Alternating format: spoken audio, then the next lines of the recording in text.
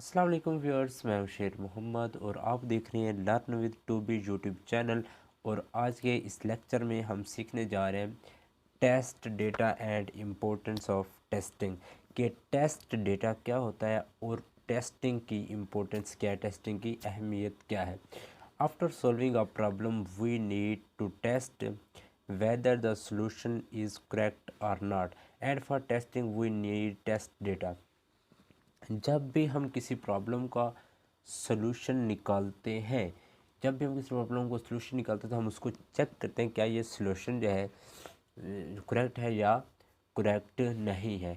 तो उसको चेक करने के लिए फर्ज करें हमने एक सॉफ्टवेयर बनाया या कोई भी प्रोडक्ट बनाई, उसको चेक करने के लिए कि ये सही बनी है या गलत, हम कुछ डेटा यूज़ करते हैं जो उसको टेस्ट करता है, वो डेटा कहलाता है टेस्टिंग। ठीक है, उसके बाद हम पहले देखते हैं इम्पोर्टेंस ऑफ टेस्टिंग क्या है, टेस्टिंग की अहमियत क्या है।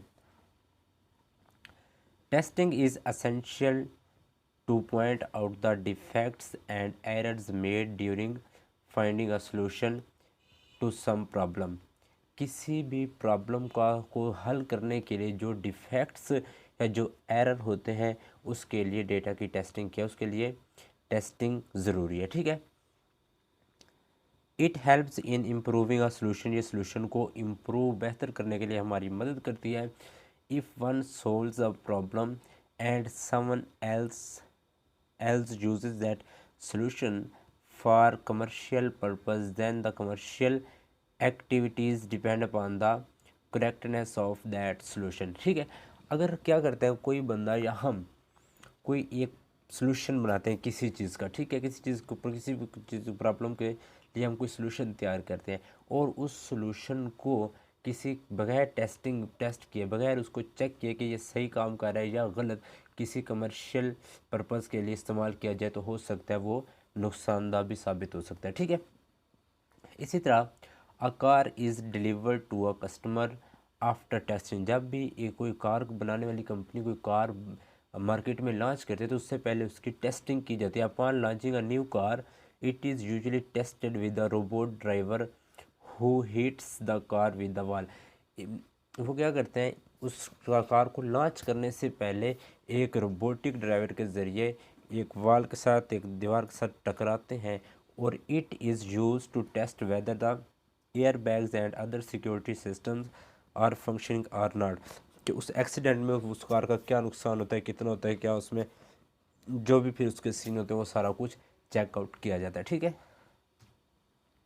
उसके बाद हम आते हैं टाइप्स ऑफ टेस्ट डेटा कि जो टेस्टिंग के लिए हम डेटा यूज़ करते हैं उसे हम टेस्ट डेटा कहते हैं। उस टेस्ट डेटा की टाइप्स कितनी है। ठीक है, different types of test data are as follows. उसमें वैलिड टेस्ट डेटा है, इनवैलिड टेस्ट डेटा है और बाकी भी नेक्स्ट देखते हैं। ठीक है, valid test data, it is the test data that complies with the input requirements of the algorithm.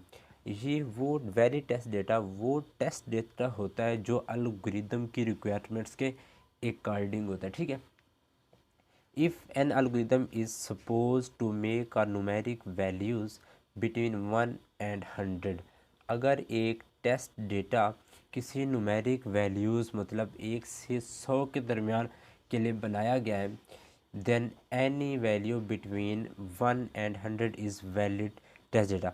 कोई हमने ऐसा सोल्यूशन बनाया जिसमें 1 से लेकर 100 तक वैल्यूज़ का रेंज दी गई है, तो उसमें हम 1 से लेकर 100 तक जितनी वैल्यूज़ भी पुट करेंगे वो उसके लिए वैलिड डेटा होगा। अगर हम इनसे यानी कि 1 से कम की वैल्यूज़ पुट करते हैं या 100 से ज़्यादा वैल्यूज़ पुट करेंगे तो वो वैलिड डेटा नहीं होगा। उसके बाद हम हो जाते हैं invalid test data. It is the data that does not comply with the input requirements. ठीक है, जो कि रिक्वायरमेंट्स में इनपुट ऑफ द एल्गोरिथम, जो कि एल्गोरिथम की रिक्वायरमेंट्स के में लाई ना करते हो, कंप्लाई ना करते हो। ठीक है, it is necessary to make sure that the solution correctly works for invalid values, shows the relevant messages, notify the user that the provided input values are improper। ठीक है, तो इसमें हम क्या करते हैं, इनवैलिड टेस्ट डेटा, हम invalid test data क्यों यूज़ करते हैं। हम देखते हैं कि हमने जो बनाया है, जो भी हमने सोल्यूशन निकाला है, जो भी सॉफ्टवेयर हमने बनाया है, क्या वो इनवैलिड डेटा के पुट करने पर वर्क तो नहीं कर रहा? अगर वो इनवैलिड डेटा पुट करने पर भी वर्क कर रहा है तो इसका मतलब है कि ये हमारा जो प्रोडक्ट है, ये जो हमारा सॉफ्टवेयर वो क्या है, सही नहीं है, उसमें अभी तक कोई ना कोई एरर है। ठीक है, तो इसके लिए हम इनवैलिड डेटा भी पुट करते हैं फॉर टेस्टिंग। ठीक है, उसके बाद हमारे पास आ जाता है boundary test data. A solution is tested on extreme values, कि हम उस सोल्यूशन को एक्सट्रीम वैल्यूज़ यानी कि उसकी जो रेंज होती है, जिस तरह 1 से लेकर 100 तक रेंज थी, तो हमने 1 से कम वैल्यूज़ पुट की हैं और 100 से ज़्यादा वैल्यूज़ पुट की हैं।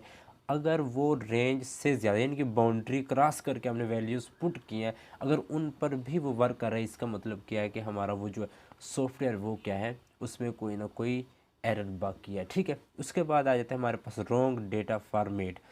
अब it is wise to check how the system react on entering data in an inappropriate format.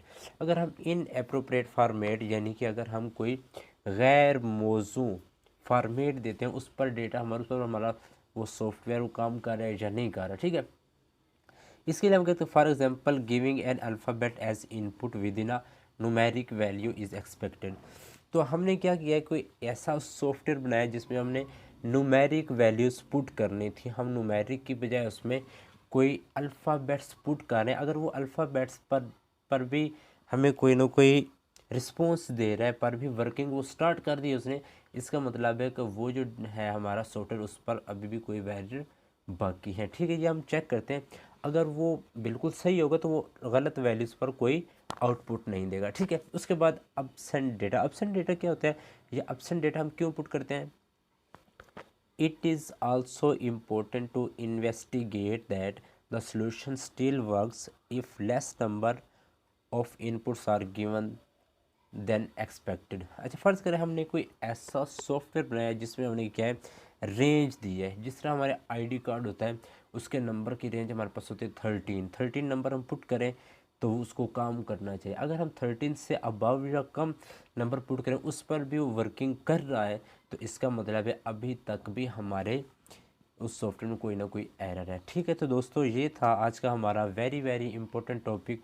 तो इसमें मेरे ख्याल से मैं उम्मीद करता हूँ आपको अच्छे से समझ आ गई टेस्टिंग डेटा की इम्पोर्टेंस की और टेस्टिंग इम्पोर्टेंस की और टेस्ट डेटा की। ठीक है, और टाइप्स ऑफ टेस्ट डेटा की।